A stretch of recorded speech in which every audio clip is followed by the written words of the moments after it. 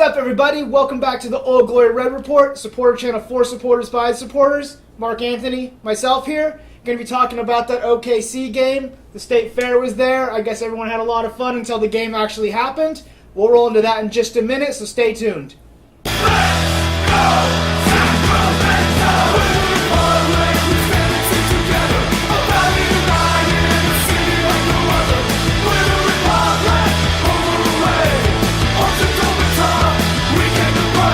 Alright guys, so thanks for tuning back in. Make sure you do subscribe to this video. Hit the notification button to get future notifications on our video. So before we get into the game, did you hit up the State Fair? I did. I checked out the fair, as many fans did before. I saw actually a ton of Republic merchandise on people out there at the fair, so I checked it out. Got the caveman turkey leg, which is a 2-pound chunk of meat. That's a lot of meat. Wrapped with 1 pound of bacon. Oh, gosh.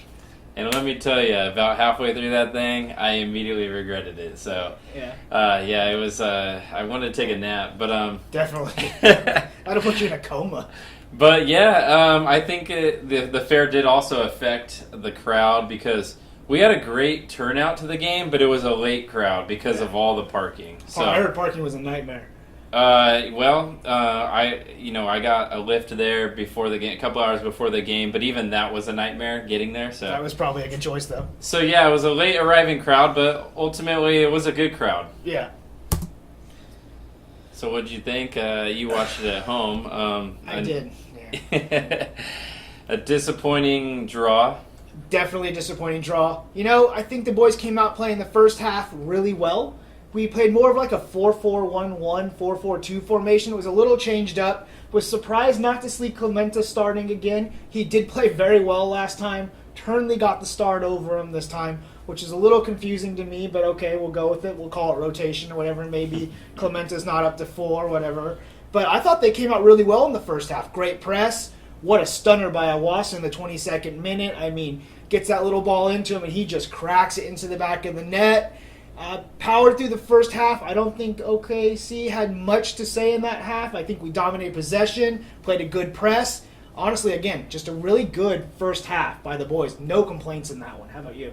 Yeah, I think OKC had one opportunity where Cohen had to make a save in the first half. It might have been off a corner kick, maybe.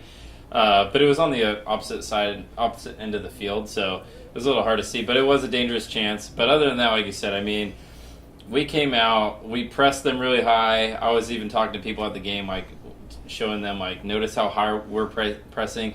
OKC, they were totally fine with playing in their own half. They didn't want to press too high and get beat.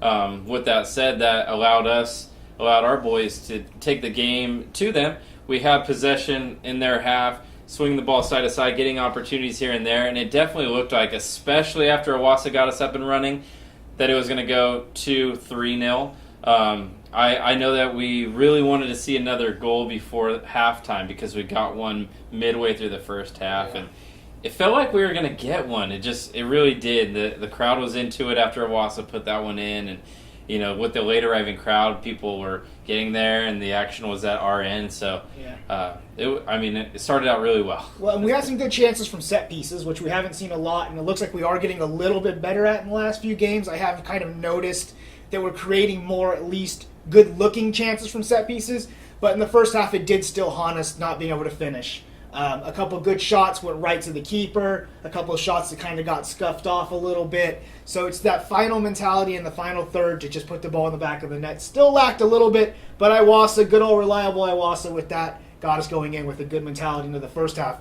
What was your take coming out in that second half, though? It was a tale of two halves, definitely. Yeah, and before I jump into that, you make a good point about us not being a very good set-piece team. And when you dominate teams like that, you do get a lot of set pieces. Yeah. We had 8 or 9 corner kicks in the game, but most of them were in the first half. And it's like, you get good opportunities, they have to scramble and clear, and then you want to get those, headed goals off those set plays. It gives a chance for our team to get forward and get bodies in the box. But yeah, to go back to where you're saying second half starts and tale of two halves. It's something we've been very familiar with our recent home performances. I don't even know if recent's the right word anymore. It's becoming all too common Very much so, especially at home. Like, it's a habit now. Yeah, and I mean, like you mentioned, we come out, the crowd is in the game. We played such a good first half. We're winning. And yes, we have lost leads, but it didn't feel like we were. But credit to OKC, they came out hard. They almost scored. I know that one of their players cut the ball and hit the crossbar. Yeah. Cohen definitely was watching that, praying it didn't go in. It didn't, but they finally equalized in the 78th minute. Again, just because our team was not playing very well, we weren't pressing as high as we were in the first half. It allowed OKC to get into the game. They started feeling the game more. Absolutely. They got more opportunities, and they ultimately, Valesky got that goal. Yeah. It was a complete mentality shift coming out in the second half, and we kind of talked about it a little bit off camera. I don't know if it's the message isn't coming across from the coach like we kind of a little bit talked about, or if it's just the players coming out thinking we have the lead, we don't need to do it, but the press wasn't there. It didn't look like they had the drive. The chances we created in the second half weren't clean cut like they were in the first half. We gave OKC the spaces in between. Like you said, we didn't play that press as high. That gave them those little gaps. That's how they got the goal. There's that little gap of space. They get a good ball past our back line, right in our back line. He's able to cross one across on us. Again, getting right behind our back line. Just too much. And we've seen it again and again and again and again, and it doesn't seem like it's being addressed by the coach either. That mentality's really got to change. It's both the players and the coach, and it's just not good enough all around. Yeah, and I spoke with Elliot Horde after the game, and I asked him about it, and it's one of those things that kind of feels like we maintain that level of play on the road. Even in the games where we're not winning or Absolutely. On the road, whether it's a draw or a loss, it just seems like we're getting a better full 90 minutes. And I don't know what it is if at home, they go into the break with a lead and they get complacent. I don't know. We've heard Bijev and Horde kind of talk about not being able to maintain the press in the second half, whether it's a lack of communication from the staff, whether it's by the players. Yeah. There's something is awry, like you can point to a couple things. It's easy to say, oh, well, the coach must do this, or, oh, it's on the players. Like, it's easy to say, but at the same time, it's not being addressed. It wasn't addressed this last game. Yeah, and it hasn't been. Like you said, it's not even a recent problem anymore. It's an ongoing problem. It really has to be addressed. We have a little bit of a break, so it's going to be until August 4th that we have the next game. So maybe some training camp going on, maybe really get in there, address these, get Clemente up to full performance, get him back in as a starting right back, I think is what we had him playing. So, I think those changes will have to come. But that being said, can you give us a man of the match on this one? Out of everything that's been happened, who are you going to give the credit to? I'm going to say man of the match, Awasa. Yeah, I have to totally agree with you. It sounds kind of boring, but his goal was gorgeous. I mean, it was a beautiful strike. It is up for goal of the week, so if you haven't gone over there, Twitter, go on there, vote, get him the win in the goal of the week. Go ahead, sorry. It's always easy to give the man of the match to the goal scorer, and, he's been the man of the match for most of the games this season, but I felt like that goal was one of the better ones he scored this year. Yeah. And I don't think there was another notable performance out there that would, surpass what he accomplished on Saturday. Yeah, I think Gomez had a pretty good game. I'm not going to lie. I always like his play. I think we've talked about it time and time again, though. I would like to see him come up with a few more crosses, do a little bit more in the final third. He does have a lot of pace, and he gets up there. So he didn't get my man of the match. Iwasa did. You said that might be a little boring. But his movement off the ball and to drop deep and to pick the ball up sometimes, and his work rate, he doesn't only score goals, but he tries to get the rest of the team into play. He tries to make things happen, and that's why he got my man of the match for me. So overall, a disappointing loss. I think our disappointing draw. It's going to be 2 points lost for us, in my opinion, and that's happened again and again at home. Hopefully we can do better next time. Any last words on this? Yeah, you mentioned seeing Gomez getting forward. He had that one opportunity where he got forward and he played that ball to Awasa, and Awasa mishit it. And it was in the first half. I don't know if we were already up 1-0 at the time, but it was around the same part of the game where we were really dominating in the first half. Gomez got through, Horde played it through to him, he got the ball across on the ground, and I don't know if it like skipped off of Awasa's shin, but he definitely shanked it off. So more of those plays from Gomez I think would be beneficial because he put the ball in the right situation. He's so fast. He's got the ability to get past defenders. So yeah, and last words, and we're sitting. I think we're tied for third. We're technically in fifth place.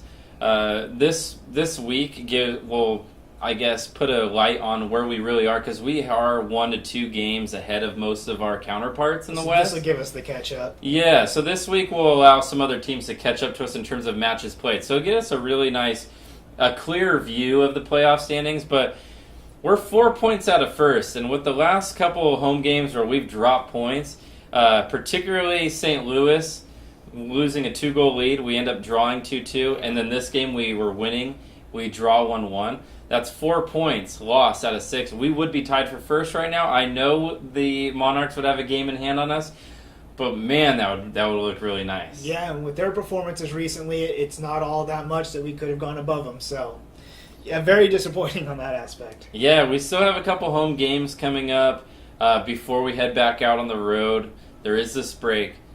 Like we talked about last time, we really need to seize these opportunities at home, especially now in the season. This is the thick of it. We're at 12 games left in the season for us. Some teams have 13, 14 left, but we have 12. We have a couple home games before we head out on the road again, and then we have some home and away. But, the next match coming up, the one after that, a real chance for us to play 2 teams that are not in the current playoffs right now, where we can get 6 points. It could catapult us up to first or second. Yeah, definitely. And going into this mid-season now, this little break is going to be a big help, maybe getting us a little bit more momentum building into the next season. This break does come at a right time. So hopefully, we can get some more points out of this, get some points at home, and do something better. Yeah, and you think we will. With how good we've been on the road, it only makes sense that our home form will turn around, Yeah. You're a good team if you play well on the road. Your home performances might not match that, but statistics will say that will, you'll regress to the mean at that point. So with that said, we're going to start winning a lot of these games that we're just dropping points. You'd hope that it happens sooner than later, of course, but bad teams don't win on the road. Yeah. Good teams do, and that's that. So I think that we'll start winning some games. Hopefully it'll be the next one at home against Fresno. Absolutely. All right, guys. Well, thanks for watching this video. Do make sure to subscribe if you haven't. Like us on Facebook and all the social medias and stuff like that. We do enjoy that. Put your comments below. We love to hear from you as well. And until next time, thanks for watching. Yay, funnel cake.